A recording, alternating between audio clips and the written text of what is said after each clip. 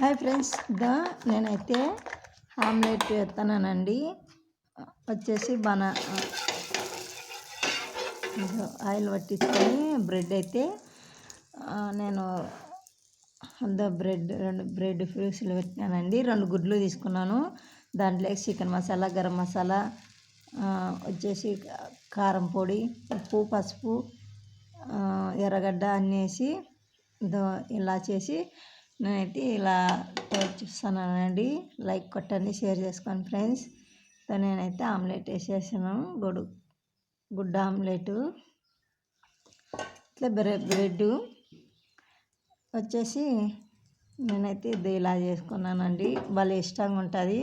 దీంట్లోకి కానీ అరటికాయ కానీ వేసినానండి. దీంట్లోకి తీగా కారం కారంగా బాగుంటుందండి. నచ్చితే లైక్ కొట్టండి, షేర్ చేసుకోండి ఫ్రెండ్స్. నేనైతే ఎప్పుడైనా కానీ ఇట్లే చేసుకునేది. మీరు కానీ నచ్చితే లైక్ కొట్టి షేర్ చేసుకోండి ఫ్రెండ్స్. బాయ్. కాంబినేషన్గా భలే ఉంటుంది, కారం కారం తీగా.